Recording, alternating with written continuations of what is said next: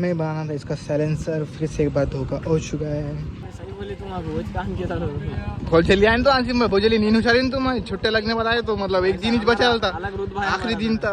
इनको 5 साल 6 साल की दोस्ती में कभी किक मारने नहीं लगा है, इन्होंने 21 साल में हम किक मारने लगा है। ये अपने सामने अभी 5 का मार रहा था यार ये।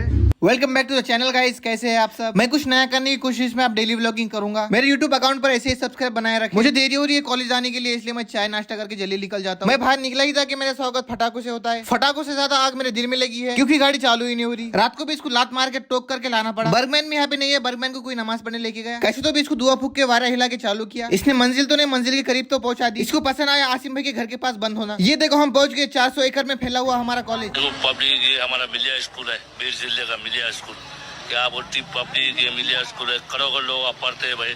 लगता है पूरी दुनिया भर के बुरे चीजें हमारे साथ ही होना। मैं इसलिए बोल रहा हूँ क्योंकि आधी दिन खोकर गाड़ी बंद पड़कर फिर यहाँ पे मालूम पड़ता है आगे कि लेक्चर का टाइम अब बदल गया है। यही होता है अगर आप हजारों सालों बाद कॉलेज को आते हो। फिर आसिम भाई को मैं उनके ज्योग्राफी के सर के पास मिलाने जाता हूँ। यहाँ पे तो ऐसा कंटेंट निकला था पर मैं बोल नहीं सकता, मेरे पास हिडन कैमरा भी नहीं था बताने। फिर मेरी मुलाकात होती है यहाँ के राइडिंग टीचर जो R15 से बच्चों को गाड़ी सिखाता है। अगर आपने इसे तारक मेहता का गोली भी कहा तो बुरा नहीं लगेगा। इनकी एक बात मालूम पड़ी इसलिए भाग रहे हैं। ये लोग BA की डिग्री निकाल कर पेटीएम QR स्कैन की जॉब कर रहे हैं। नीचे आते आते आसिम भाई को किसी ने कौन बनेगा करोड़पति के ग्रुप में ऐड कर दिया। पर ये अमिताभ बच्चन कुछ ज्यादा रियल लग रहे हैं। कोई ऐसे भी लोग रहते हैं कि हमारे ब्लॉग में आना नहीं चाहते। अल्लाह उन्हें और खूबसूरत बनाए। चलिए आए तो आसिम भाई भोजली नींद उछाली तुम छुट्टे लगने बताए तो मतलब एक दिन ही बचा था, अलग रुतबा है आखिरी दिन था। मैं बड़ा बर्थडे का अपने हेड बैनर बनेंगे, अपन लगेंगे यहाँ पे, लगेंगे बड़ा बैनर हाइक लगेंगे। देख के आता हूँ और ये नाम है मिलेगा, ये हटा के बहुत मारते वीर लोग फुरफुरी नगर से पतलू का दोस्त मोटू भी आया था कॉलेज पढ़ने के लिए। भटका कैसा दुकान छोड़ कैसा आया।